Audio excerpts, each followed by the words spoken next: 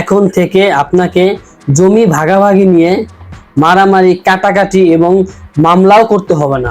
আপনার হাতে যে স্মার্টফোনটি আছে, এই স্মার্টফোনটি দিয়ে আপনার বাবার সম্পত্তি কে কি পরিমাণ অংশীদার সেটা সঠিকভাবে বন্টন করতে পারবেন।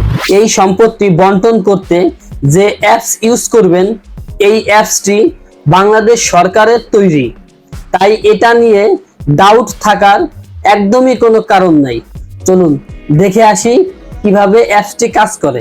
আমরা প্রথমে চলে যাব হচ্ছে প্লে স্টোরে। আমরা প্লে স্টোর চলে আসলাম। আসার পরে এখানে সার্চ বার আছে, আমরা সার্চ করব। এখানে লিখবো হচ্ছে হলো উত্তরাধিকারী। এই যে উত্তরাধিকার চলে আসছে। এই যে উত্তরাধিকার অ্যাপস, যেহেতু এই অ্যাপসটি আমার ফোনে ইনস্টল করা, সেহেতু এটা নতুন করে ইনস্টল করা লাগবে না। আমার যার ফোন ইনস্টল করা নাই সে অবশ্যই অ্যাপসটি ইনস্টল করে নেবেন। আমরা এখন ওপেনে চলে যাচ্ছি। যাওয়ার পরে দেখি কি আসে ভিতরে। হ্যাঁ, এই যে চলে আসছে। এই যে দেখেন সবার সম্পর্কের নাম চলে আসছে, স্বামী, স্ত্রী, পুত্র, মৃত পুত্র, কন্যা, মৃত কন্যা, পিতা, মাতা, এরকম সব সম্পর্ক চলে আসছে। এখানে একটা জিনিস খেয়াল করতে হবে, সেটা হচ্ছে আপনি যার সম্পত্তি বন্টন করবেন ঠিক তার অংশীদার যারা আছে এখানে তাদের নামগুলাই দিবেন। যেমন আমি আমার বাবার সম্পত্তি বন্টন করব, সেটা কিভাবে বন্টন করব দেখাচ্ছি। এই যে বাবার নাম, এই যে স্ত্রী দেওয়া আছে, স্ত্রীর নামটা যখন চলে আসবে তখন বুঝতে হবে আপনার মায়ের নামটা দেওয়া।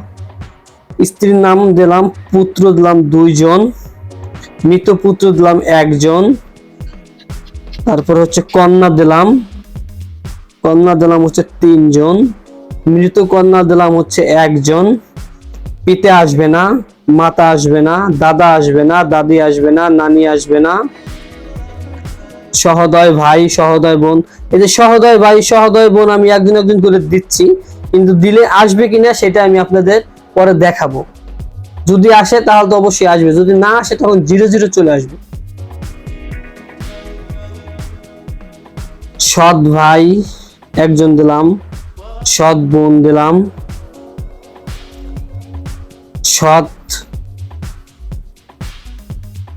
ভাই আর একটা সম্পর্ক আছে ওটা দিলাম, আপন চাচা দিলাম, সৎ চাচা দিলাম, আপন চাচার পুত্র দিলাম, সৎ চাচার পুত্র দিলাম। এই যে অনেকগুলা বন্টন করলাম। আচ্ছা, এখন দেখতে হবে যে কি পরিমাণ সম্পত্তি আছে। এখন যে যতটুকু সম্পত্তি থাকুক না কেন এখানে অবশ্যই শতাংশ আকারে দিতে হবে। যদি আপনার এটা বিঘা আকারে থাকে অবশ্যই এটা শতাংশ আকারে দিতে হবে, শতাংশ আকারে কনভার্ট করতে হবে। যেমন আমি আনুমানিক দিলাম হচ্ছে 500%। তারপরে এখানে দেওয়া আছে দেখেন মুদ্রা, মানে ক্যাশ টাকার পরিমাণ। এখানে দিলাম হচ্ছে আমি 5 লক্ষ টাকা, 5 লক্ষ টাকা দিলাম। এবং স্বর্ণ এটা দিতে হবে ভরি আকারে। কত ভরি স্বর্ণ আছে, ধরেন আনুমানিক 20 ভরি দিলাম। দেওয়ার পরে আমাদের চলে যেতে হবে হলো ফলাফলে। আমরা ফলাফলে ক্লিক করলাম। এই যে অটোমেটিক চলে আসছে, অটোমেটিক চলে আসছে কে কি পরিমাণ মানে পাবেন এটা অটোমেটিক চলে আসছে। এখন দেখেন কে কতটুকু পরিমাণ পেল। স্ত্রী পেল, পুত্র 1 পেল, পুত্র 2 পেল, কন্যা 1 পেল, কন্যা 2 পেল, কন্যা 3 পেল, সহোদয় ভাই পেল না। আর নিচে যা আছে একজনে কিন্তু কোনো সম্পত্তি পায় নাই।